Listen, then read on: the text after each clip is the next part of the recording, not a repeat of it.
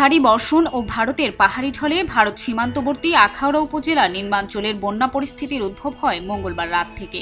বুধবার সন্ধ্যা নাগাদ 34টি গ্রাম প্লাবিত হয়। পানিবন্দী হয়ে পড়ে প্রায় 550 পরিবার। এছাড়া ক্ষতিগ্রস্ত হয়েছে ধানের জমি, শাকসবজির জমি সহ বিভিন্ন মাছের ঘের। গঙ্গের চর মৌজাতে আসছি।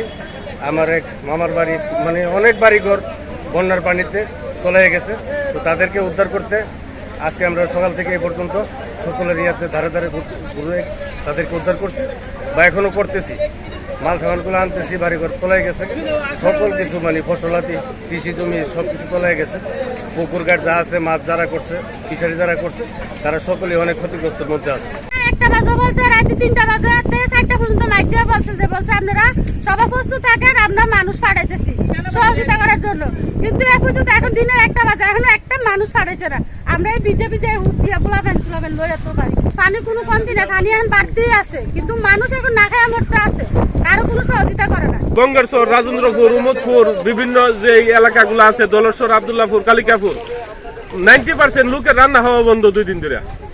আর ঘরে পানি, আমার ঘরের রাত্রে 3টার দিকে বিদ্যুতের মিটারে আগুন লাগিয়ে মিটার ফুরে গেছে গা। এরপরে ঘরের মধ্যে 3.5 হাত লম্বা ফানুক সাপ মারছি, মাইরে এখন বউ বাচ্চা সহ আর কেউ বাড়িতে থাকতে রাজি না। এই অবস্থা, পানিটা বাসায় লইয়া রাস্তা তুললাম। ঘরের ভিতরে সাপ ঢুকতেছে, পানির মধ্যে বাস দিয়ে 3 দিন আমরা বাথরুম পর্যন্ত যেতে পারি না, টিউবওয়েলের পানি পর্যন্ত খাইতে পারি না, এত কষ্ট। এখন বুক পানি দেওয়া হয়, অত কষ্ট করে আসছি, মুরগা সবকিছু আমরা। স্থানীয় প্রশাসন সূত্র জানায়, মঙ্গলবার রাত থেকে আখাউড়ায় ভারী বর্ষণ শুরু হয়। সকাল থেকে বন্দরের পাশে বয়ে যাওয়া খাল দিয়ে ভারত থেকে তীব্র বেগে পানি ঢুকতে থাকে। এক পর্যায়ে স্থলবন্দর, বাউতলা, বীরচন্দ্রপুর, কালিকাপুর, বঙ্গের চর, সাহেবনগর সহ অন্তত 34টির বেশি গ্রামে পানি ঢুকে পড়ে। ভেঙে যায় গাজীরবাজার এলাকার অস্থায়ী সেতু। বন্ধ হয়ে পড়ে বন্দরের বাণিজ্য ও যাত্রী পারাপার। এর আগে মঙ্গলবার খলাপাড়া এলাকায় হাওড়া নদীর বাঁধের কিছু অংশ ভেঙে পানি ঢুকতে শুরু করে। উত্তরের দিকে যেটা উজানে যে পানিটা আসছে, সেই পানিটা আসলে বিপদসীমার অনেক উপরে আছে। 20 তারিখের আগেই বিপদসীমার উপর পার করে। তো এখানে কালন্দি এবং জালচিনি যে খাল, সেই খাল দিয়ে পানিটা প্রথমে প্রবেশ করে এই অঞ্চলটা বন্যায় ক্ষতিগ্রস্ত হয়। পরবর্তীতে আজকে সকাল পর্যন্ত, গতকাল রাত পর্যন্ত পানি উন্নয়ন বোর্ড আমাদের হাওড়ার যে বাঁধগুলো আছে সেটা পর্যবেক্ষণ করে এবং আজকে সকালে খলাপাড়ার জায়গা থেকে একটা ভাঙন দেখা দেয় এবং ওখান থেকে পানি প্রবেশ করে। জেলা পানি উন্নয়ন বোর্ডের নির্বাহী প্রকৌশলী মঞ্জুরুল আলম জানান, হাওড়া নদী ও জাজির খাল সহ বিভিন্ন স্থানে পানি বিপদসীমার কাছাকাছি রয়েছে।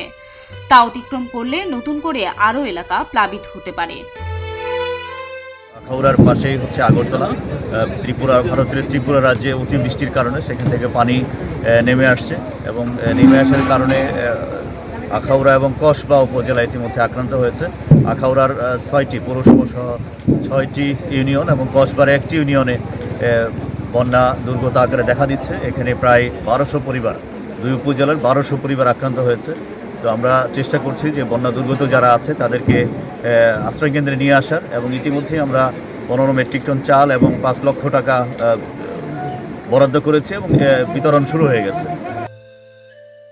জেলা কৃষি সম্প্রসারণ অধিদপ্তরের উপপরিচালক সুশান্ত সাহা জানান, পাহাড়ি ঢলে 195 হেক্টর শাকসবজির জমি, 122 হেক্টর আমনের বীজতলা, 3440 হেক্টর রোপা আমন ধানের জমি পানিতে তলিয়ে আছে।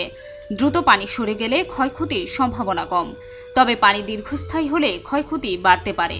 1 সপ্তাহ পর ক্ষয়ক্ষতির চূড়ান্ত প্রতিবেদন তৈরি করা হবে।